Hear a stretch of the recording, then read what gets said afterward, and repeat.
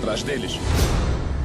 Uma profecia diz que 2 filhos de Adão e 2 filhas de Eva vão surgir para derrotar a feiticeira branca e pôr fim ao inverno eterno. Acho que cometeu um engano. Não somos heróis. Não estarão sós.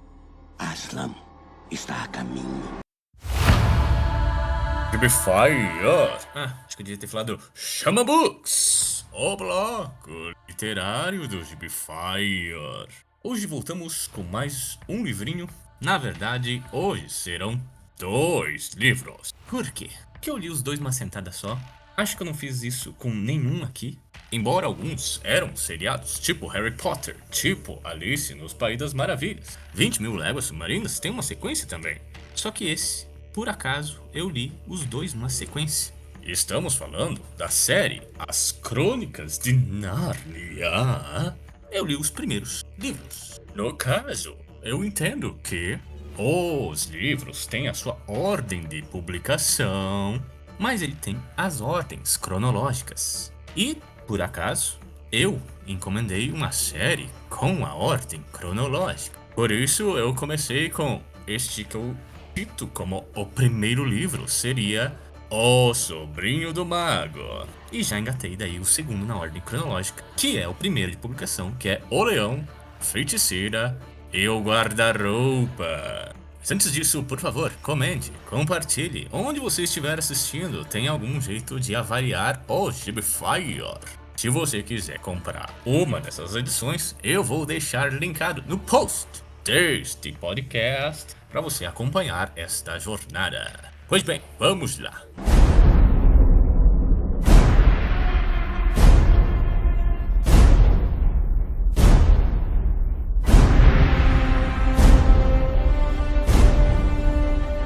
Aslan, precisamos de ajuda.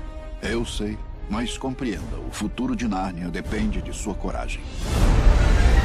Se é guerra que Aslan quer, é guerra que ele terá.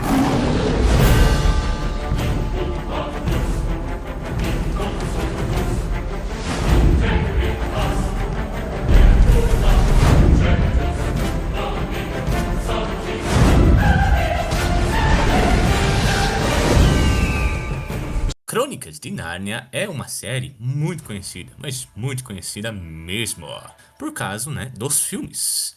Os filmes streamlizados lá na década de 2000, muito por uma corrida pela fantasia que estava acontecendo na época. A série de filmes do Senhor dos Anéis foi um sucesso retumbante, por isso a Disney optou tentar entrar nesta briga com Crônicas de Nárnia. Lá em 2005, o primeiro livro. Depois teve mais 2 filmes, capitaneando o Príncipe Caspian e o Peregrino da Alvorada. Ao que eu entendo, em 2026 parece que a série vai ser reestabelecida por outro estúdio. Se não me engano, a Universal vai tentar trazer de volta Crônicas de Nárnia, principalmente agora que a HBO está tentando revitalizar Harry Potter. Então é super comum, quando fantasia, o gênero como um geral, está em alta, todo mundo tenta pegar o seu, abocanhar o seu, e nada melhor do que abocanhar uma franquia que já está muito bem estabelecida. Mas a história das Crônicas de Nárnia começa muito antes, minha gente. Muitos não sabem, muitos sabem que Crônicas de Nárnia saiu dos livros. Isso é bem sabido. O que muitos não sabem é que ela é muito contemporânea a Senhor dos Anéis. Na verdade, elas foram escritas quase juntas, pois os seus criadores eram intimamente ligados. O escritor C.S. Lewis, ele era um professor universitário na Universidade de Oxford, e onde ele conheceu o Senhor Tolkien. Então havia uma troca de ideias entre os autores, principalmente uma troca de ideias totalmente calcadas na mesma ideologia. O que eu quero dizer com isso? Troca de ideia entre autores não é uma coisa nova. Por exemplo, Robert E. Howard trocava algumas ideias com Lovecraft. Então, todo mundo, os fãs lunáticos, tenta traçar o mesmo universo nas mesmas obras, considerando suas similaridades. Acontece uma coisa semelhante entre C.S. Lewis e Tolkien, uma vez que eles eram professores na mesma universidade, trocavam ideias e tinham a mesma mentalidade. Já que eu já citei o Albert e Howard com o Lovecraft, é importante frisar que às vezes os dois brigavam nas cartas trocadas. A visão de mundo dos autores era muito diferente mesmo. Já C.S. Lewis e Tolkien, eles partilhavam de uma ideologia cristã. Ambos, os dois, adoravam a criação de universo. A criação de um universo que talvez estaria calcada no nosso mundo. Por exemplo, as ideias de Tolkien podem ser rebatidas como uma origem fantástica e imemorial ancestral da Europa, por assim dizer, né? Tem muita gente que tenta traçar esse tipo de paralelo, que a Terra-média seria a Europa. C.S. Lewis tinha um pouco do mesmo ansejo, mas de uma forma mais lúdica para trazer as suas ideologias calcadas no mito cristão para sua obra de fantasia. Tolkien tinha disso, mas ele se calcava muito mais, mas muito mais, nos detalhes desse universo, tanto que muita gente não consegue traçar muito o paralelo de metáforas cristãs em Senhor dos Anéis. Embora para mim seja claro, ali fica muito sucinto, fica muito subjetivo, fica muito a cargo da sua interpretação.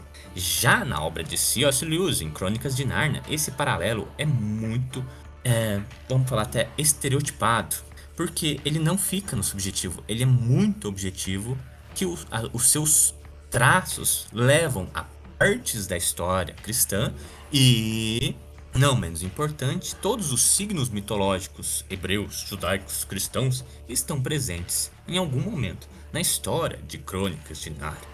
Essa é a grande diferença entre esses dois autores. Muitos vão tentar justificar que o sucesso de um e outro foi por causa desse tipo de abordagem. Eu não vou entrar no mérito aqui, mas como fã de fantasia, eu dou graças a Deus que os caras pelo menos pensavam diferente a este ponto. Assim a gente teve dois universos criados, dois universos bem maneiros, que eu amo a ambos. Eu acabei de dizer que eu não gosto de aprofundar muito, mas tem outras partes que eu aprofundo. Por exemplo, a Disney, quando retrata este universo, aparentemente ela estava em outra toada, em outra ideologia na época de 2005. Hoje, muito se fala da... nem acredito que eu vou comentar isso, mas enfim. Muito se fala da cultura woke, e a cultura woke é total anticristã, bababá, e tenta demonizar a igreja em todos os momentos. Incrível que os Red Pill, eles não citam isso, né? Que a Disney, ela joga fora Crônicas de Nárnia quando ela toma essa postura, né? Eu acho que esse talvez seria um dos maiores argumentos para esse tipo de argumento trouxa, mas aí ninguém faz. Eu acho que é o que prova a imbecilidade desses caras. Mas enfim, uma vez que a sua empresa assume uma identidade identitária que não vai muito com a cara de religiosidade, faz muito sentido você abandonar a franquia e jogar para outro estúdio que talvez esteja mais interessado em abordar esse tipo de metáfora e analogia, blá blá blá. Por enquanto, isso é teórico, tá? Não dá pra cravar, já que Crônicas de Nárnia não foi um sucesso retumbante como o Senhor dos Anéis. Não foi um sucesso retumbante como o Harry Potter. Tanto que o sucesso de Marvel e Star Wars se provaram muito mais rentalmente, financeiramente falando, muito melhores. O que já seria totalmente cabível e que faz muito sentido, claro. Mas acho muito interessante você tocar nesse assunto, já que tem esse tipo de discussão por aí na internet. Então, eu não venho aqui dar conclusões, eu só venho pôr fogo na fogueira com 1 litro de gasolina. Mas voltando, se você quer uma prova que talvez essas ideologias de C.S. Lewis não fossem tão maneiras de ser abordada, você pode até pegar o motivo central deste podcast do Chama Books, que é o senhor Alan Moore, que cita Crônicas de Nárnia em determinado ponto da obra. Não vou falar agora porque a gente vai falar disso lá naquele momento. Mas, tendo isso em mente, Alan Moore é um total progressista, um total comunista, que também não vai muito bem com a cara de preceitos religiosos. Na verdade, eu acho que ele acha isso tudo uma bobeira infinita. Tanto que, quando ele cita Crônicas de Nárnia, dá a entender que ele acha bobo, ele acha infantil, ele até tira um pouco de sarro. E a gente vai comentar dessa diferença quando for aparecer em Liga Extraordinária, né? Mas isso é pra depois. Esse foi o apanhado de Crônicas de Nárnia. E agora vamos para os spoilers explícitos do roteiro de O Sobrinho do Mago, o quinto livro. Acho que é quinto livro, né? Sexto ou quinto livro, alguma coisa assim. Ah, agora esqueci. Mas um dos últimos livros escrito por C.S. Lewis que conta a origem de toda essa bagaça. Quase que uma origem, por assim dizer. Por quê? A gente acompanha um pirralhinho. Ah, deixa eu também fazer mais uma menção aqui, antes de começar, é que desse negócio do C.S. Lewis ser um puta de um cristão, ele fez, um dos primeiros trabalhos dele foi um romance chamado O Retorno do Pelegrino. O Pelegrino também, por sua vez, já foi citado aqui no Gibify, né, no Chama Books, número 8 ou 9? Esqueci. O 9. O Pelegrino já foi abordado aqui no Gibify com o Chama Books 9, que é uma analogia cristã descarada, né? O primeiro trabalho do C.S. Lewis é fazer uma continuação deste clássico literário inglês, O Retorno do Pelegrino, né? Então, o que prova, mais uma vez, né, que o cara era fascinado pela história da Bíblia. Mas vamos lá.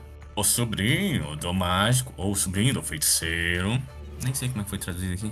O Sobrinho do Mágico foi publicado em 1955. E alguns traçam, né? Acho que tem até os anos ligados na própria obra, né? Que ele fala, esse ano é tal, né? E em Nárnia seria o ano 1. Então, se você acha que Batman ano 1 é original, porra, mano, vai ler. Crônicas de Nárnia já fez isso um tempo atrás, com Nárnia ano 1. Mas enfim, acho que seria uma novidade se eu te dissesse que Crônicas de Nárnia não passam nos tempos nossos, porque o ano que se passa a história é lá para 1900.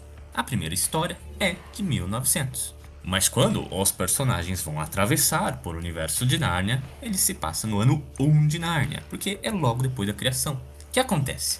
Esse garotinho tinha uma amiga, uma garotinha, que eram vizinhos, e eles gostam de se aventurar, e uma das suas aventuras foi entrar no sótão do seu tio, o tio André, que era um cara sinistro desde sempre. Então o Diggory Kirk, junto com a Polly, eles entram no sótão e acham anéis de transferência, por assim dizer. E esses anéis estavam sendo testados pelo tio André, tanto que começa a mandar alguns animais para outro mundo, e já que ele queria alguma coisa mais palpável, ele pega a menininha, a Polly, e a manda para outro mundo. O Diggory fica putaço, fala, pô tio, você é um pau no cu, me manda atrás dela que eu vou ter que salvar ela. E é isso que o tio André faz, né? Ele tá abominado, né? Porque ele quer ser um feiticeiro, e ele acha que nesse mundo ele pode encontrar algum jeito disso. Nisso, o Diggory passa para vamos falar, uma dimensão Lovecraftiana, que tem vários laguinhos. Daqui dá a entender que esses laguinhos são portais para vários universos. Diggory entra em um. Ele e a Polly acabam em uma dimensão que parece um mundo decrépito. Acho que o mundo é chamado de Sharn. Nesse mundo é descrito assim de uma maneira muito bela, cara. Parece que era uma civilização muito doida, muito bem avançada. Os caras já estavam certinho na sua infraestrutura, mas algo aconteceu. O Diggory, na sua maior das suas pretensões ingênuas, ele toca um sino lá. E esse sino dá vida a uma mulher que todos aqui que sabem da história é a Feiticeira Branca. No caso, ali ela era chamada de Jadis. Mas uma hora ou outra ela vai se tornar a Feiticeira Branca. Nisso dá o maior rebuliço, porque a Feiticeira Branca ensina a todo mundo a voltar para o nosso mundo. Cara, e ela volta. No nosso mundo, ela é vista como uma mulher muito alta, muito austera. Ela é super poderosa. O problema é que ninguém no nosso mundo em 1900 vai notar um troço desse de cara. Aparentemente, o único que sabia disso era o tio André. O tio André, ele já começa a falar assim, cara, eu vou ser seu servo para sempre. Me dá poder, a gente vai fazer esse mundo aos nossos pés. A feiticeira meio que vai levando ele no papo. E cara, não tem outro jeito de descrever o que acontece com muitas trapalhadas. É sério, essa mulher é muito poderosa. Ela consegue voar, ela consegue cantar umas coisas muito foda. Só que as pessoas não morrem e as pessoas não são destroçadas a bel prazer, porque a feiticeira também tá meio estranha, ela tá meio confusa, né? Esse mundo tem essas tecnologias, ela meio que fica curiosa, tem um cara que sabe quem ela é, então ela fala, pô, eu vou usar isso aqui pra me conhecer. As coisas estavam encaminhando para um desfecho muito trágico, porque chegou a polícia, né? Tinha uma galera que tava entendendo nada dessa mulher gigante. Cara, a feiticeira chega a arrancar um poste do chão, assim, de tão forte que ela era. Cara, e quando tudo ia pro beleléu, o Diggory, que é essa criança, no maior, assim, tipo, culpada já, puta, fudi tudo, né? Eu que fiz essa mulher viver, agora tem que dar um jeito nisso. E ele sacou que esses anéis, né, que você consegue vestir ele no seu punho ou no braço, iam levar a galera de volta para os outros universos. E é isso que ele faz. Ele consegue, numa manobra ali, levar o tio André, a feiticeira, por acaso, um cocheiro, né, que estava envolvido nessa trama ali, junto com seu cavalo, volta tudo lá pro universo dos bosques intimundos, né, que tinha aquelas piscinas lá. E isso, minha gente, talvez seja, assim, uma resposta, né? Para aqueles que só assistiram o filme, o primeiro lugar que as crianças desembocam tinha um poste lá no meio da mata, na mata de neve. E esse poste ficava aceso. Então, para quem se perguntava, né? O que tá rolando com esse poste de luz aqui no meio da mata? É isso. Quando a feiticeira volta pro mundo dos bosques, ela crava aquela parada no chão com a força mágica que aquele troço fica aceso para sempre. Tá? Ali vai ter uma separação, né? Porque o tio André e a feiticeira vazam, já as crianças vão encontrar o Aslan criando o mundo. E é ali a criação do mundo do Aslan é meio que ele fazendo uma reunião, tipo, ó, você aí é o leão, você aí é o pássaro, você aí é o canarinho, você aí é o cachorro, né? E estamos aqui nessa reunião, o macaco ali é o cara engraçado, né? Tanto que eu acho bem bacana essas partes, porque quando alguém faz alguma coisa, é a primeira coisa de tudo, né? Então, o macaco, ele fala assim, ah, eu fiz uma piada aqui, então essa foi a primeira piada, né? Então, o macaco vira o ser de lazer e engraçado pra caralho, né? Então, tem toda uma mítica ali que eu achei bacaninha de se acompanhar. Fofa, né? Não é tipo aquele do Senhor dos Anéis, mas ainda assim, acho bem fofinho. Essa criação do Aslan teve a interferência do Diggory, né? E da feiticeira, por assim dizer. Talvez um detalhe que eu esqueci, né, que a mãe do Diggory era muito doente, ó. Visto que ele tava ali, já fudendo um outro mundo. No mundo dele, a mãe tava fudida também. O Aslan fala assim, ó, acho que você pode ainda ajudar todo mundo aqui. Você tem uma missão, você tem que voar até aquele morro. Lá tem um jardim e você tem que pegar uma das maçãs do fruto sagrado. Olha aí, maçã, o fruto sagrado, né, num jardim, né. Você já ouviu essa história antes? Enfim, né. Então tem até uma jornada, eles embalam em um Pégaso, né, alado, porque o cavalo que foi trazido ali, né, até podia ser usado, mas eles preferiram transformar um morango em cavalo alado, né, enfim, escolhas. Mas enfim, ele e a Polly vão até lá, eles encontram a bruxa lá também, né, que ali ainda era Jaiden, que também achou os frutos mágicos. Só que ela pegou o fruto e comeu, assim ela virou imortal. E ali, cara, eles podiam ter tudo, né? Eles podiam comer o fruto também, virar super poderosos, né? Ia dar tudo certo. Mas o Diggory e a Polly falaram, não, cara, isso aí não dá com nada, a gente acha que é bom a gente acreditar no Aslan, né? Que ele parece um cara bacana, vamos acreditar nele. E é isso, eles fogem, né, da feiticeira e levando um frutinho de maçã, né? Sem cair na tentação. E é esse o quesito de fé empregado por Diggory. O Aslan fala assim, ó, cara, a feiticeira, ela agora virou a bruxa malvada, né, a Ice Queen. O problema é que ela vai ser atormentada por isso o resto da vida dela, né, ela não vai conseguir chegar perto desse jardim. Vocês, como não caíram na tentação, vocês podem levar esse fruto aí agora pro mundo de vocês, planta lá, que vai crescer um trocinho aí que vai salvar a vida da sua mãe, né. Nisso, ele também fala, ó, o cocheiro que vocês trouxeram aí, sem querer, eu vou trazer a mãe, a esposa dele, né, no caso viram o Frank e a Helen. E agora, minha gente, tem uma parada bem interessante. Nos filmes, se você assistiu os filmes, tinha a parada lá, os filhos de Adão. Cara, quando eu comecei a ler essa parada, eu falei, puta merda, o Diggory vai crescer e vai comer a Polly, eles vão ser o Adão e Eva, daí veio o Jardim do Éden com a maçã, eu falei, puta, vai dar muito errado. Mas não, o C.S. Lewis foi fofo também. Ele falou, ó, Frank, você tá aí, né, você tá com uma vida de cocheiro lá, você fica passando frio com o teu cavalo, né, Agora o cavalo tava falando também. Ele fala, cara, vocês sofreram pra cacete lá naquele mundo, vocês trabalham noite e dia, você ama esse cavalo, cara. O que você quer? E o cara falou, eu quero sossego, né? E o Aslan falou, beleza, então eu vou trazer tua esposa aqui, que vocês são uns fazendeiros muito dignos e vocês vão ser o rei e a rainha de Nárnia.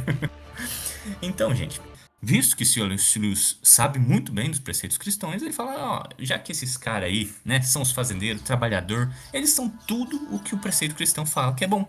Então, ele vai lá e recompensa eles, né, os transformando nos reis e rainhas de Nárnia, né. E é essa a origem daquela parada, né, dos filhos de Adão. Porque quando um humano aparece em Nárnia, né, todo mundo fala, olha aí, ó, os filhos de Adão e os filhos de Eva aqui em Nárnia, né? Então tem tudo essa parada, né, trazida do nosso mundo, que o C.S. Lewis deve, né, salivar, né, quando ele escreveu isso, ele deve entrar numa pira gigantesca. E isso que garantiu harmonia em Nárnia por milhões de anos. Agora, Diggory, Polly e o tio André, né, que ficou putaço com a feiticeira, porque a feiticeira, cara, era muito mesquinha, né, e ele dava tudo pra ela, e ele falou, cara, tem uma hora que é muito engraçado, né, que ele fala, pô, eu te dei tudo, você não é uma má agradecida, sabe, ele fica putaço, e ele também tem uma quebra com a feiticeira, que eu achei bem engraçado, tanto que quando ele volta, né, pro mundo real, ele fala, eu desisto de feitiçaria, não quero saber disso, tá os anel aqui, aí o Diggory pega o anel, planta o fruto dentro do anel, né? E é ali que vai crescer uma nova árvore, que é essa árvore, dos galhos e madeira dela, vão ser feitos o guarda-roupa, né? Se vocês lembram bem, né? O livro inicial é O Leão, a Feiticeira e o Guarda-Roupa, que é o portal para Nárnia. Então, esse conto, eu acho ele bem fofo, né? Nada demais, eu quase dormi várias vezes, mas eu acho que é bacana, assim, quando você quer explicar o que acontece, né, no talvez o livro mais famoso, O Leão, a Feiticeira e o Guarda-Roupa. Bom, falei que ia falar, né, dos outros livros, mas eu acho que já tá ficando bem grande este podcast. Então, os outros livros vou separar aqui, porque tem muitas analogias, muitas perversidades pra gente falar, né, do mundo das Crônicas de Nárnia de C.S. Lewis. Espero que vocês tenham gostado, né, muitos. Aqueles que não leram os livros devem estar um pouco curiosos até hoje, da onde saiu tudo aquilo dos filmes, né? Espero que o Gibify tenha agregado em algum sentido. A gente se vê numa próxima, gente. E falou! São em número muito maior do que nós. Números não vencem batalhas. Não, mas aposto que ajuda.